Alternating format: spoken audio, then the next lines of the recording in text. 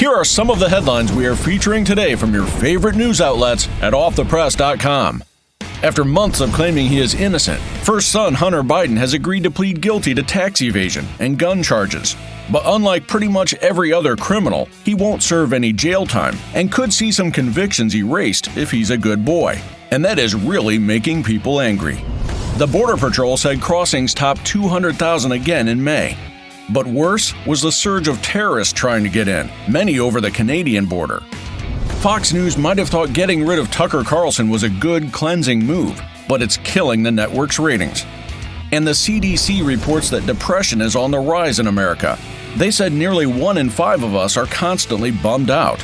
For stories like these and more updates all day long from your favorite news outlets, go to offthepress.com.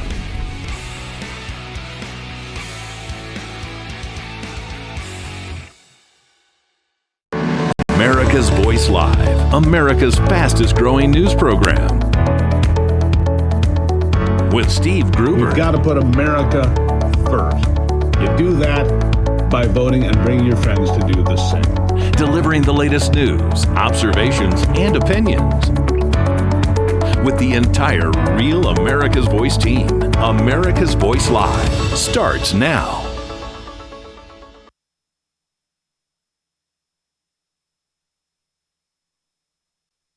Let's get into today's top stories, shall we? Special counsel John Durham is back at it again, revealing more fatal flaws within our nation's federal agencies. Those details coming up later. Meanwhile, another representative is filing articles of impeachment against President Joe Biden. And this time, she's forcing a vote within the next few days. And later, a college is telling its students to avoid using terms like father and mother. Is this really what the world's coming to? We'll ask a campus reform correspondent, but yes is the answer. These stories and more coming up on this Wednesday edition of America's Voice Live. Thank you so much for being here. Now, if you ever had any doubts about a two-tier justice system, you need not wonder anymore after yesterday. The DOJ announcing on Tuesday that Hunter Biden would only be charged with 2 misdemeanors for dodging taxes on more than $3 million of unreported income back in 2017 and 2018, plus a felony gun charge that will be expunged if he can stay out of trouble for a few weeks, not smoke the crack pipe in the White House, things like that. Compare that to the raid on Mar-a-Lago and the 37-count indictment filed against the former President Donald Trump last week that has been pushed by an angry librarian at the National Archives. Or maybe this is an easier comparison. How does it stack up to how the little people, the peasants, are treated by federal laws and federal prosecutors under similar circumstances? Can you skip paying taxes and not get charged? Or just get a misdemeanor slap on the wrist? Of course not. You cannot. What about buying guns illegally? How would you fare there? Well, you could ask rapper Kodak Black, a black man, 22 years old, who got chucked into prison for 3 years for the same gun charge as Hunter Biden. 3 years, which was being in possession of a firearm by a prohibited person. And I actually think there are a couple of charges there because Hunter also admits that he lied in the federal form to obtain the illegal gun in the first place. So he got off scot-free here. Kodak Black's attorney was among those screaming about the unbelievable sweetheart deal Hunter got from the DOJ, considering his client was locked up for more than 3 years, and Hunter, it appears, will not serve a single day in jail, not one, but will instead get a pretrial diversion program, meaning he will have to go pick up trash at the park or serve meals in the homeless shelter to prove how sorry he is for committing these crimes. I'm sure he'll look very forlorn, too. And Hunter will serve no jail time for tax evasion and consecutive tax years, showing a pattern of illegal behavior. If you do it once, maybe it's a mistake. You do it twice, come on. Because, there is no answer for that. In each year, 2017 and 2018, he did not pay tax on more than $1.5 million. And I know because he pled guilty to both charges. He pled guilty. The deal appears to violate the so-called Ashcroft memo, too, that requires the DOJ to charge the highest provable offense and, more importantly, to, quote, seek consistent sentences brought by the DOJ. And that means these charges and the subsequent plea deal is an absolute joke and a slap in the face to ordinary Americans like Kodak Black. Now, this gives me almost no faith in the investigation of the bribes and money laundering allegations against both Hunter and the president, but those investigations are still ongoing. So what are people saying? Well, on the left, Morons and hacks like Joe Scarborough and company at MSNBC are crowing that Hunter got a fair deal and Republicans are just whiners and complainers when it comes to this sort of thing. And on the other side, anger and resentment because what we are witnessing is honestly not acceptable. However, while most of the media is saying this is proof the justice system works, some are actually doing reporting. Actual reporting. Catherine Herridge, for example, who is actually a journalist still alive in the wild, says the Hunter Biden deal is very controversial, and this may not be the end of the story at all.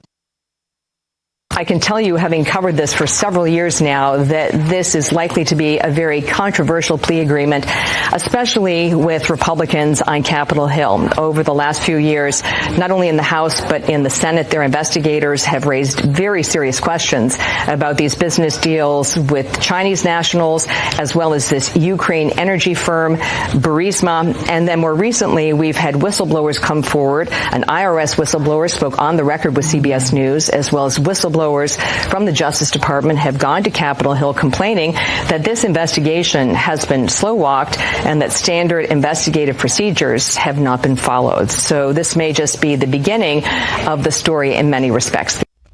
Yeah, we'll see, but the procedure's not followed. Now, look, it's a damned good thing that Hunter Biden is not a Trump-supporting grandmother with cancer, because if he was, and if he had walked into the Capitol to snap a couple of pictures, say, like one 69-year-old woman did, who is also a drug counselor, he would be in jail because she was convicted of a trespassing misdemeanor for just being around on January the 6th.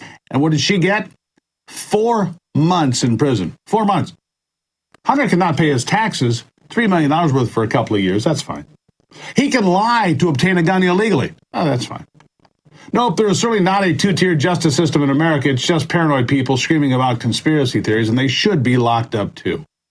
Speaker of the House, Kevin McCarthy, had this to say about it yesterday when he heard the news drop. Here it is. Continues to show the two-tier system in America. If you are the president's leading political opponent, the DOJ tries to literally put you in jail and give you prison time. If you are the president's son, you get a sweetheart deal. Now, this does nothing to our investigation. It actually should enhance our investigations because the DOJ should not be able to withhold any information now, saying that because of pending investigation, they should be able to provide Chairman Comer with any information that he requires. Well, you would think so, Mr. McCarthy, but they put in fine print the investigation is ongoing, therefore they don't have to answer any questions. Meanwhile, CNN couldn't have been any further into the other camp. They used this to explain how fair the justice system in America really is. They brought on legal experts to tell us this definitely was not a sweetheart deal, and the president's son, who's still accused of money laundering and taking bribes from foreign powers like Ukraine, Russia, China, Romania, and elsewhere, well, he got the book thrown at him. This was the full extent of the law coming down on him? Really? Come on, listen to this filth. So on the gun form charge, it's very, very standard for someone in this situation who lies on the form because they're an addict. The gun is long gone, apparently only had it for a couple of weeks. It's very standard in these circumstances for this diversion to occur and to wipe out the charges, assuming he successfully completes it. So that's totally standard. Mm-hmm. And the tax fraud is similar as well. I mean, he paid those taxes back a long time ago. That's something that DOJ takes very, very seriously when negotiating these deals. And I'll also say that Hunter Biden was an addict at the time. Given all of that and given similar cases with tax fraud, this is not a sweetheart deal. Right, because addicts routinely get a free ride and a free get out of jail free card because they're addicts? I mean, come on. And let's shift from that to what Hunter Biden's attorney said on the matter, which is this. Listen. McCarthy was saying that if you look at other cases where the violations are similar, there's jail time, there's much more, there are more consequences, stricter consequences than what Hunter Biden is facing. Is this a sweetheart deal? You know, I've heard Speaker McCarthy say a lot of stuff I don't agree with. There was no basis for what he said, and he's not right. Yeah. Of course, that's just dishonest. And of course, there is a basis for what Speaker McCarthy said, and it's clear to every American.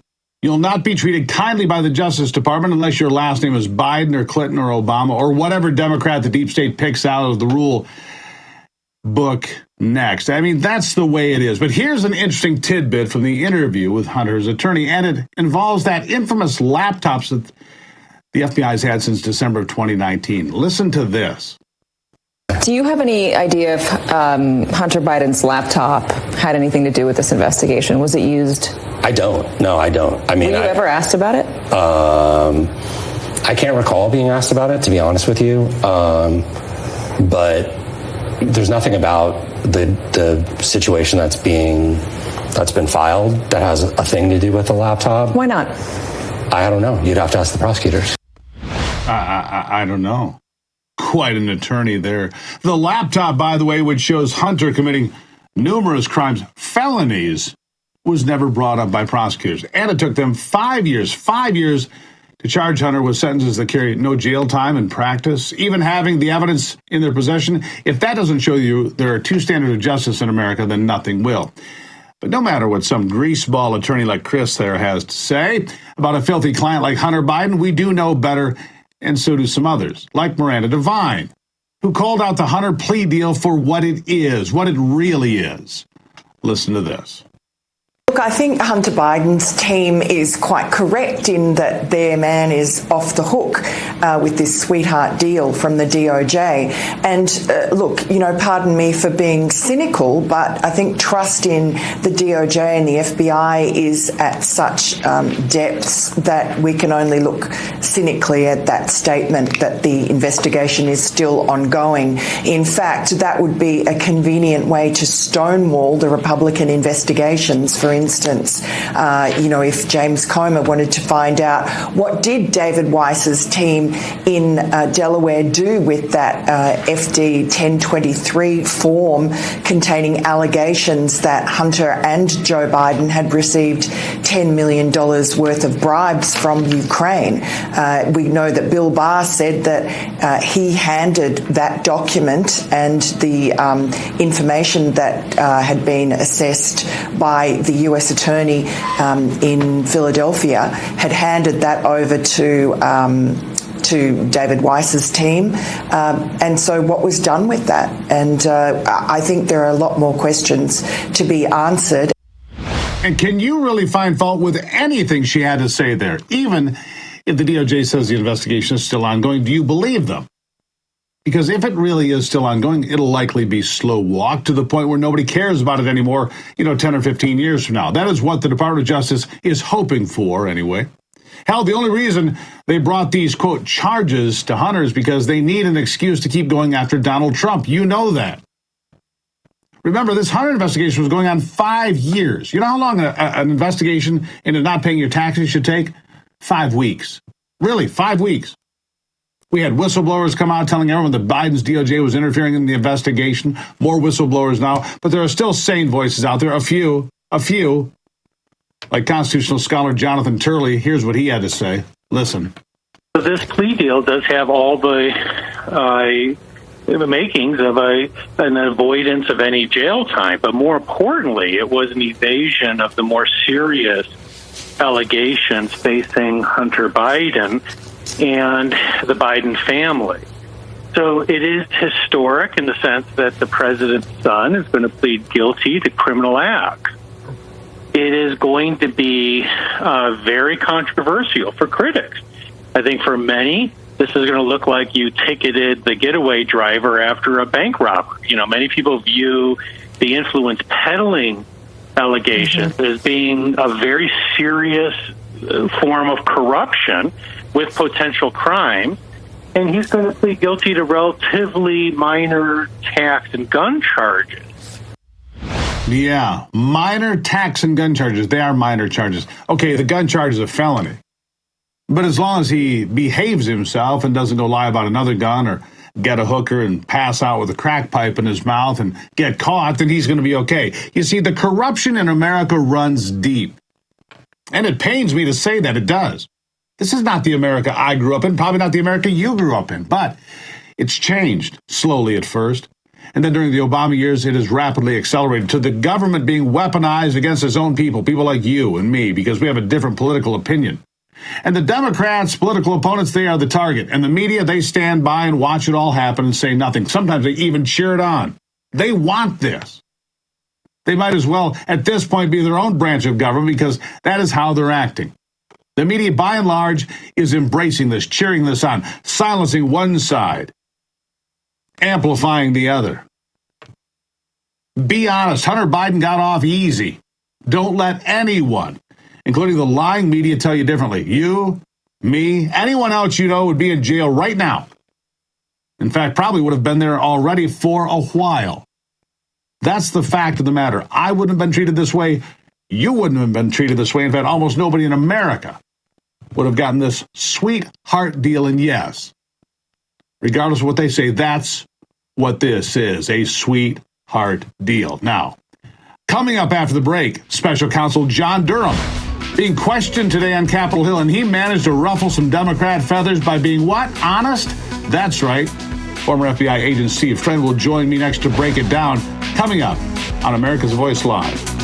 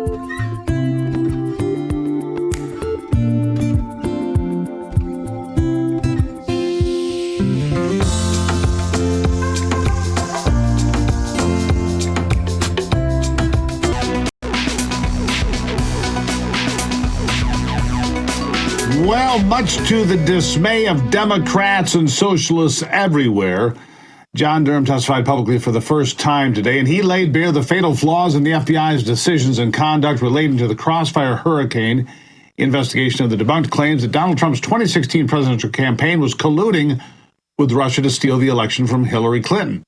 Listen to this. Our findings were sobering. I can tell you, having spent 40 years plus as a federal prosecutor, they were particularly sobering to me. A number of my colleagues who spent decades in the FBI themselves, they were sobering. While I'm encouraged by some of the reforms that have been implemented by the FBI, the problems identified in this report, anybody who actually reads the report and the details of the report, the documented portions of the report, I think would find that the problems identified in the report are not susceptible to overnight fixes.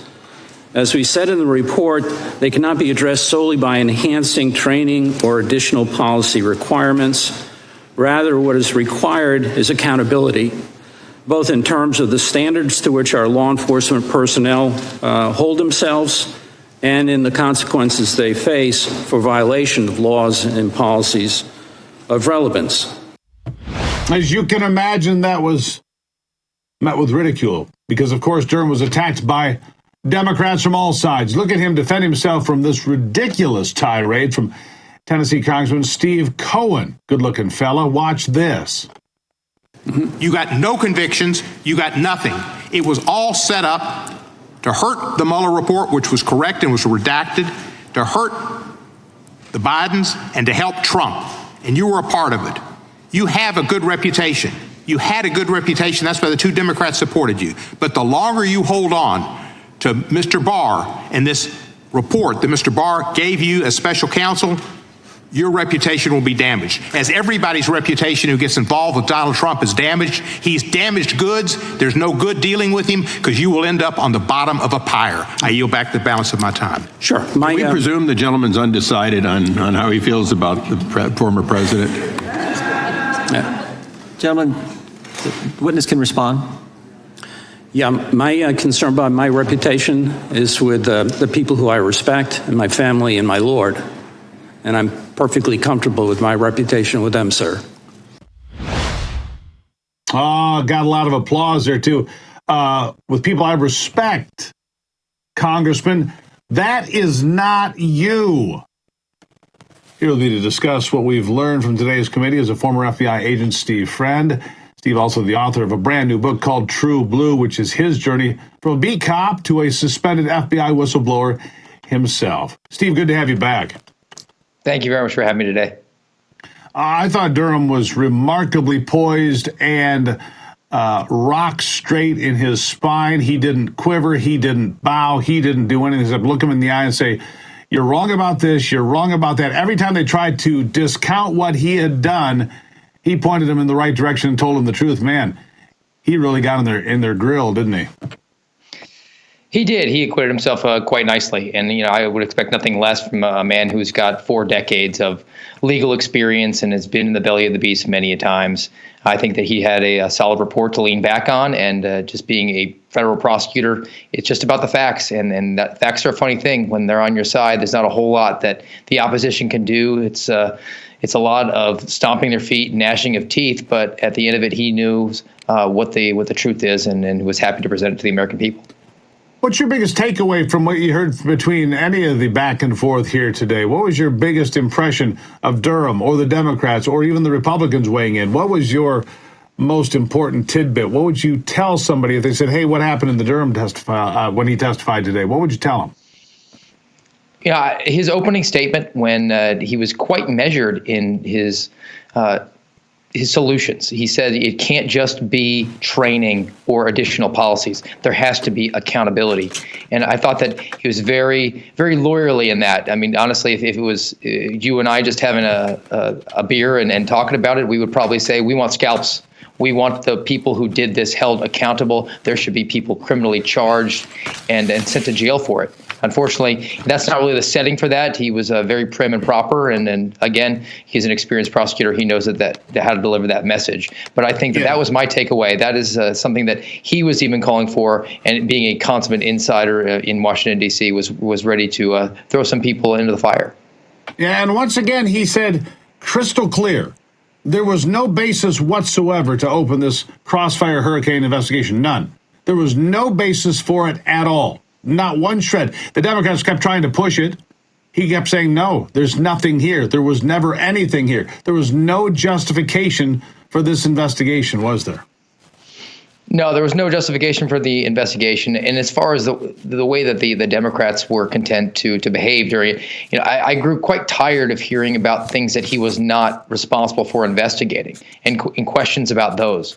And this was just a delay tactic, a stall tactic, because they look up at the clock. They know that it's going to be a one-day hearing. And if they can just throw enough monkey wrenches into the machinery, people who don't have the bandwidth or the patience to deal with the immature Congress people that they see before them on TV are just going to check out. And I'm hoping that maybe some people stayed locked in long enough to really hear what Durham had to present.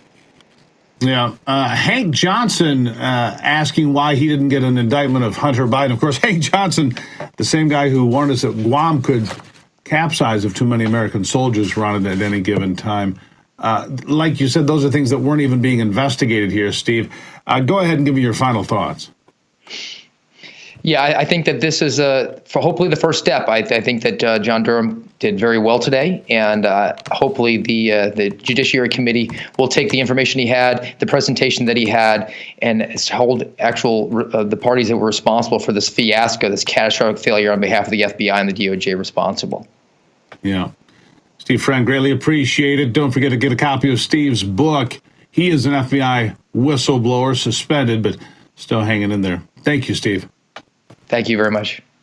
All right, up after the break, Lauren Boebert is bringing articles of impeachment against President Joe Biden as a privileged resolution. This should get very interesting. That story and more coming up after the break. It's Wednesday on America's Voice Live.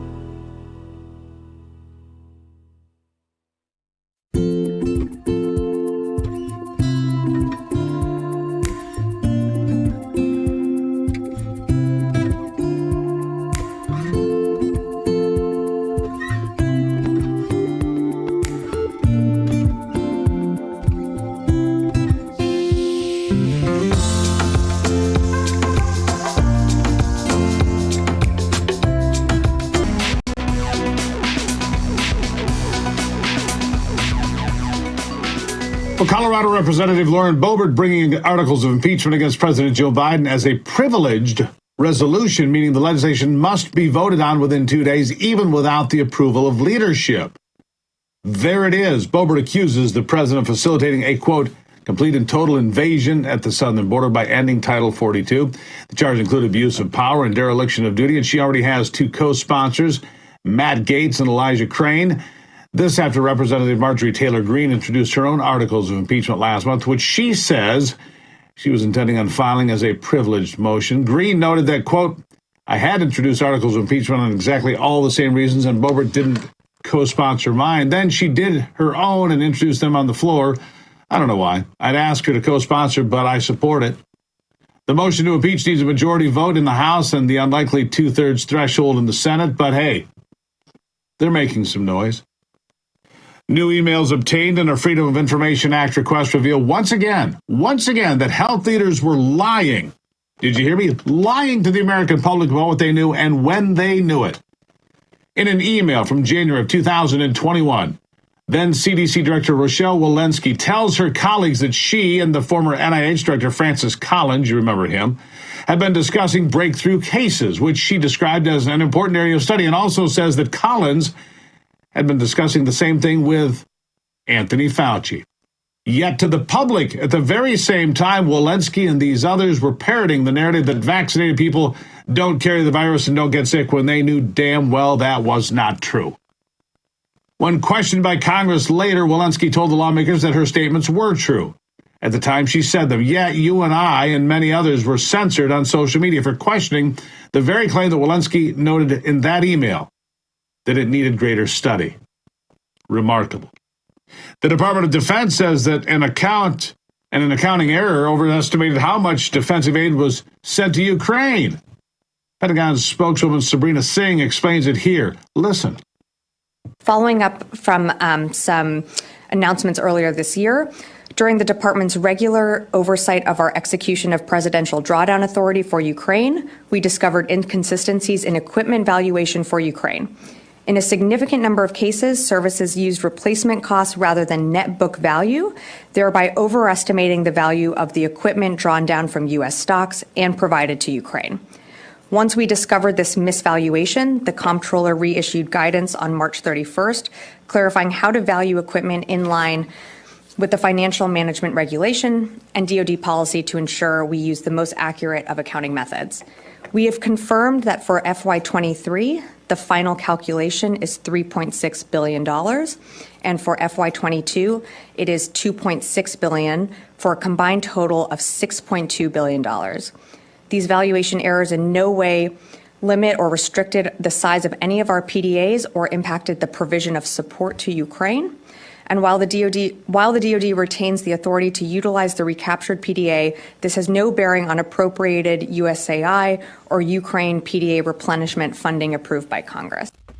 I see. So that extra $6.2 billion will likely make its way back to Ukraine in more defensive help. Congratulations, taxpayers. And some lawmakers have expressed concern that the latest aid package to the country could run out by midsummer. Congress has passed 4 rounds of aid packages to Ukraine thus far to the tune of $34 billion, adjusting for that accounting error, of course. There'll be plenty more. They want this war for some reason. We don't, but they do. Keep that in mind. Conservative think tank The Heritage Foundation is suing Manhattan attorney Alvin Bragg for not producing documents related to any communication with the Justice Department, White House, or Democrat lawmakers. Heritage alleges that such communication exists and that the foundation has a right to it under New York's Freedom of Information law. Heritage is also suing Bragg for retaining pro bono assistance from major law firms that specialize in white-collar legislation. Heritage Oversight Project Director Mike Howell says that Bragg's office has responded that it can't produce the requested records and that Bragg doesn't have the systems to do so. Oh, by the way, I've got some swampland for sale, if you believe that. Yeah. Coming up after the break, it seems as though those on the left are no longer content with silencing the opposition. Now they're demanding that they hear their ideas coming out of their mouth, like it or not. Campus Reform correspondent William Biagini will join us with the latest on this coming up next on AVL.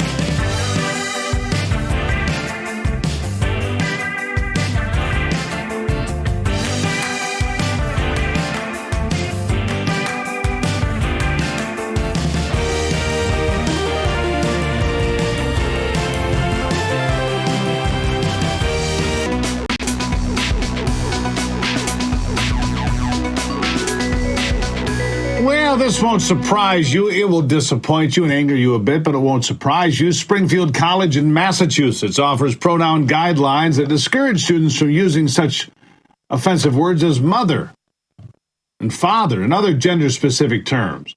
Other nouns and pronouns to avoid include sister or brother, mankind, man-made, boyfriend, girlfriend, husband, wife, freshman, congressman. Please. Springfield instead encourages the corresponding gender-inclusive nouns parent, sibling, people, humanity, partner, first-year student, and legislator or congressional representative, and on and on and on. You get the idea. I don't think we should call them socialists. I should call them drivel-spewing idiots, not socialists. The college affirms that it is a privilege to not have to worry about which pronoun someone's going to use for you based on how they perceive your gender. Here to discuss this madness is campus reform correspondent William Biagini. William, good to have you here. Great to be here, sir. Thank you very much. Yeah, I'm a common sense spewing individual, not a newsman. Honest newsman. Common sense spewing individual. I mean, it's all of this ridiculous behavior. We can't call them this. We have to call them a birth giver or whatever it is. Come on. When is this stupidity? And it really is stupidity. Words matter. The English language matters. Proper use of words matter. And when I look at these lists of pronouns that I find from time to time, and I go to a list and try to get them defined by Webster's dictionary, there is no definition at all, because these words, these pronouns that they make up, are exactly that, made up. Where do you want to begin? Exactly. So as you just said, words do matter. And so as you just said, at Springfield College in Massachusetts, they recently released a language guide trying to discourage the use of gender-specific words such as mother and father in favor of more gender-neutral terms such as parent in order to create a more quote-unquote gender-inclusive environment. And one of the ways that they're planning to do this is by encouraging all members of the campus community to indicate their preferred pronouns on certain college spaces such as resident halls, dormitories, and classrooms. And it's a very clear attempt from the left to control the narrative using language and to push their destructive agenda in higher education. Yeah, destructive agenda. They're just trying to, every step of the way. Now, you need to tell me, you don't go to this college, but you see this on more and more campuses. Maybe they see it on the campus of Florida State where you go to school. More and more professors trying to push their political agenda, whether it's pronouns or climate change or there is no such thing as an illegal person because the border's open. Whatever their political agenda is, they're pushing it on kids every day, all day long, certain professors, more and more all the time. And in fact, in some places, the majority here in Massachusetts, that might be the case. How do you ever stop it? Yeah, exactly. That's an excellent observation.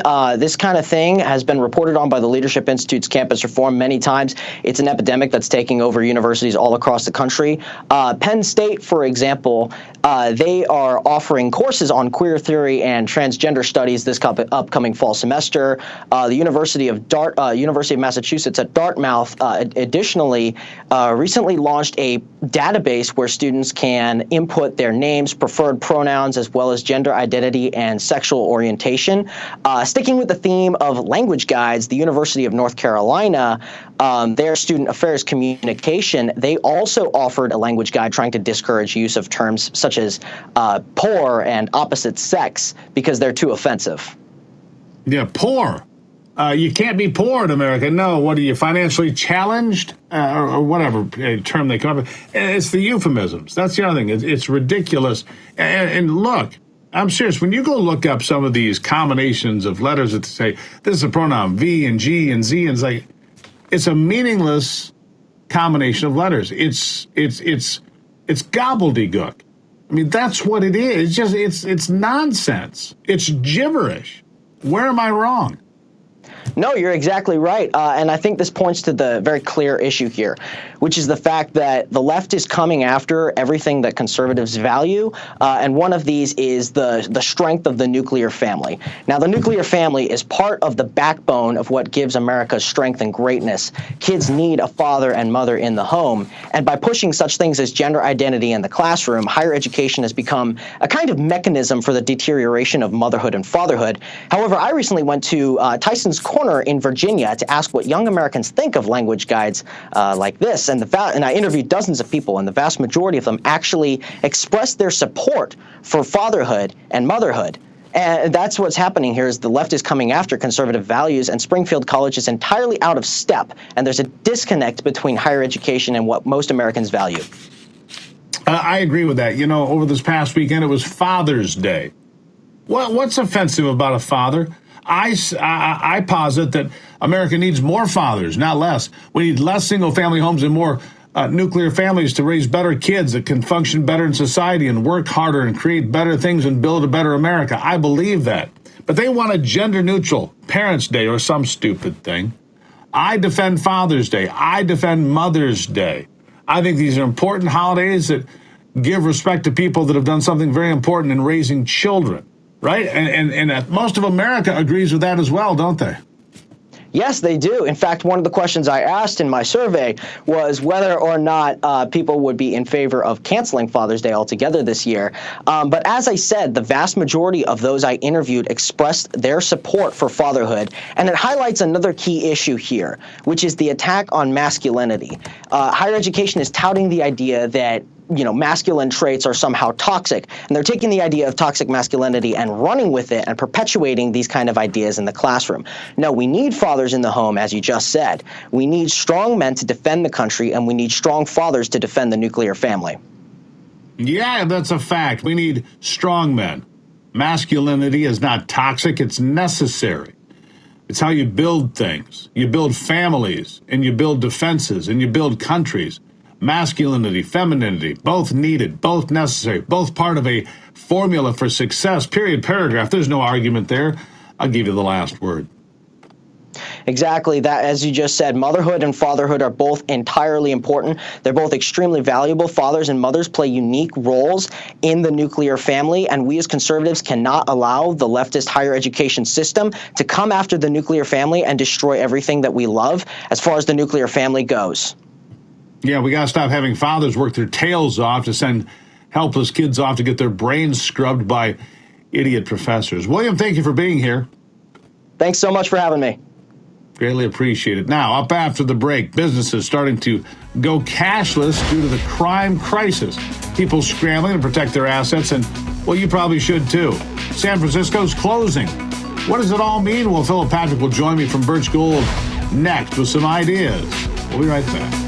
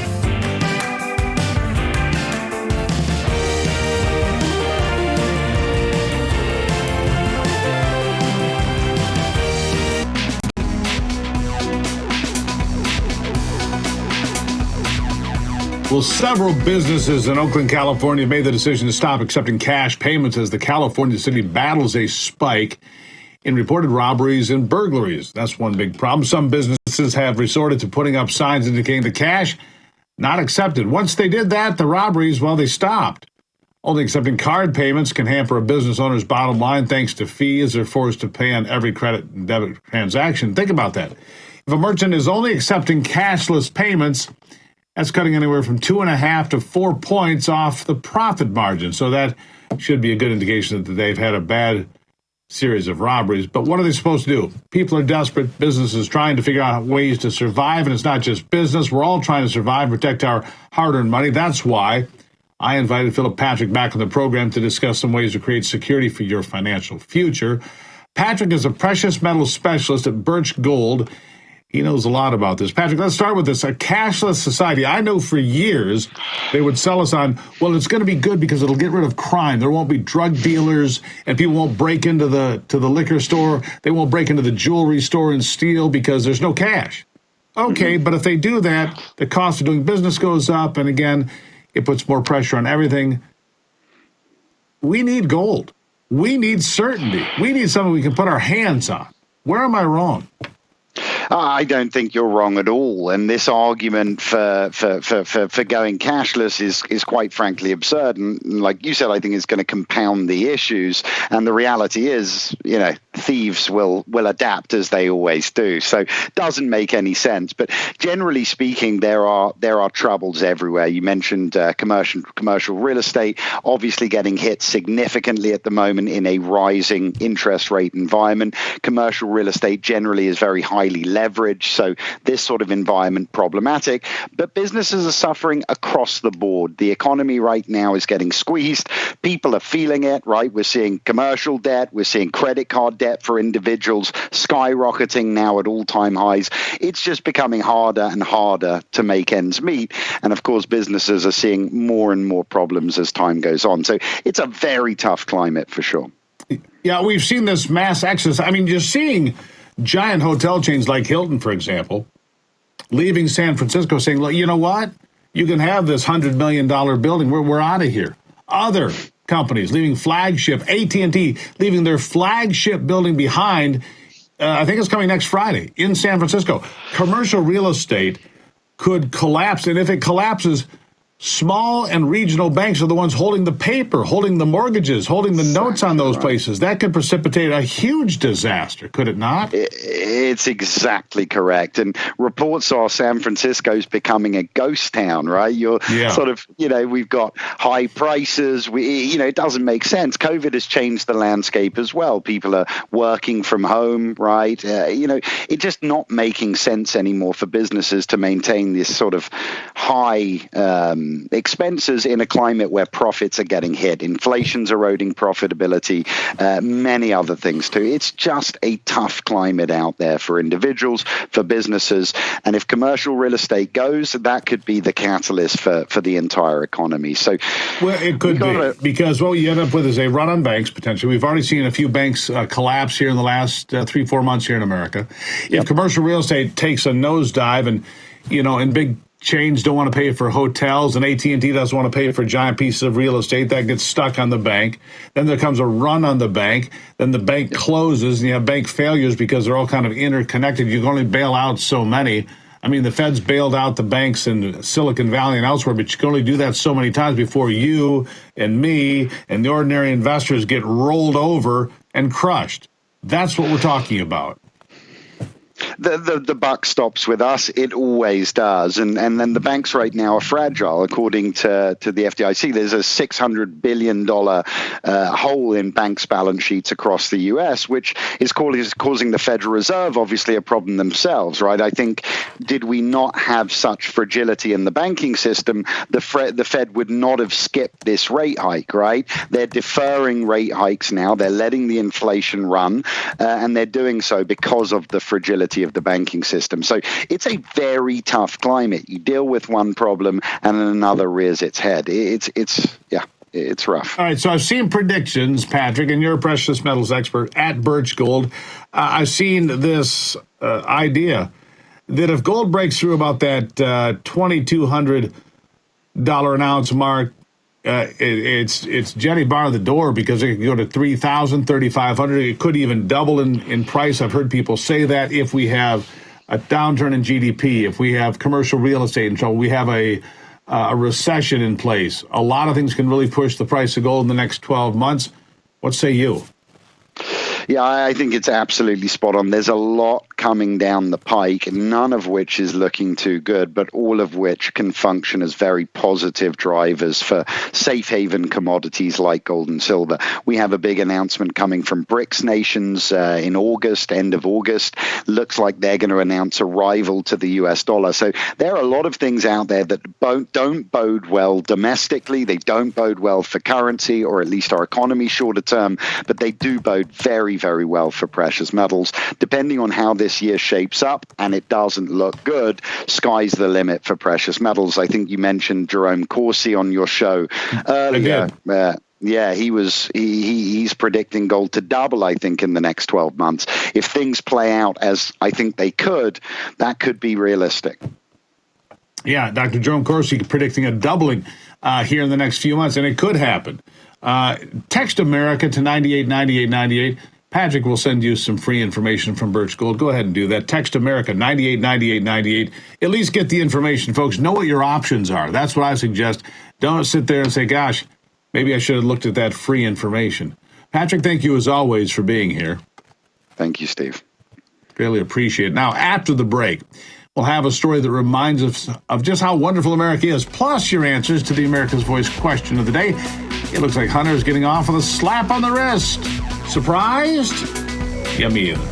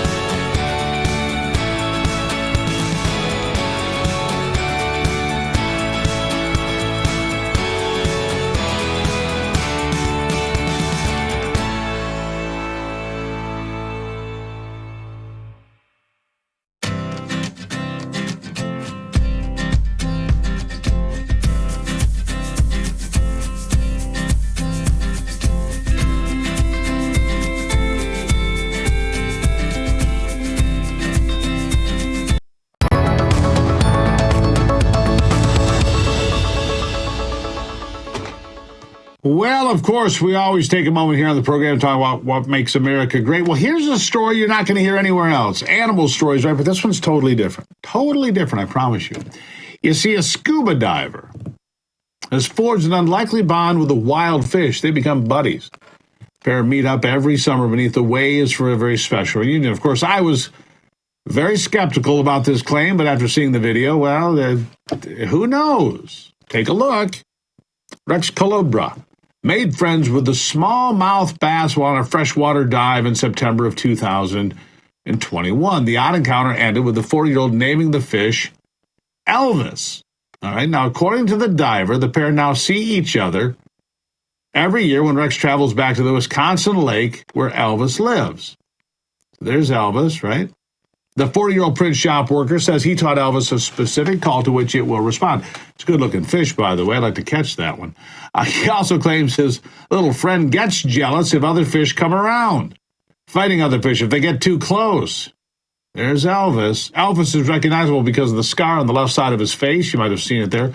Most likely from being caught and then released by a fisherman, and he got injured along the way. But there's Elvis chasing along. Rex never reveals, by the way, which lake he goes to so he can protect the bass from fishermen. Since the two met, there have been a couple of scares. Last year, it took Rex a while to find Elvis and feared maybe he died. Rex says that he would be very sad if Elvis had ever been caught because he is his fishy friend. You tell me. There it is, scar on the face. Elvis. Maybe they should have named him Tony Montana, Scarface. I'm just throwing it out there. Anyhow, it looks like Hunter Biden got off with a slap on the wrist, quite obviously. Are you surprised? Don Isabel. Not at all. Judicial process has gone to hell. If you have money, you can do anything. Barbara Watkins. Not surprised, but it is not right. Martha Delosier. This doesn't surprise me at all. Thank you, Martha. Politivaholic. Felony for anyone else. Well, it's a felony here. They're just going to dismiss it. The one, anyhow. Bill MacArthur. Corruption runs deep. Very deep. Sandy Ryan Hughes writes, not surprised at all, and no doubt he will not be required to have random blood testing for drugs on his 2-year probation. Yeah, urine drops be good. Anyhow, we'll leave it right there. Remember, I'm always looking for you to connect with me. Tell me what you like about the program. What are we covering? What are we missing? What's going on around you that we should be covering? Huh?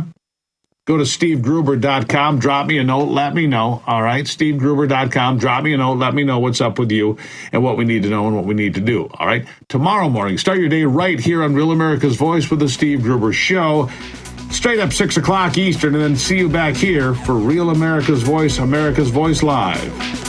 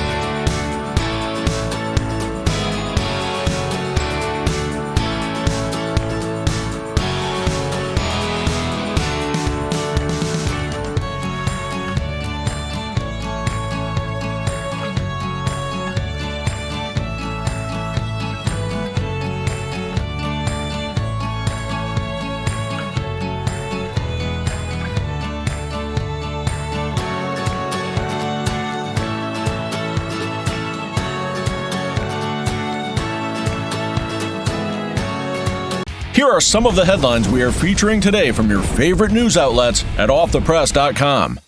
After months of claiming he is innocent,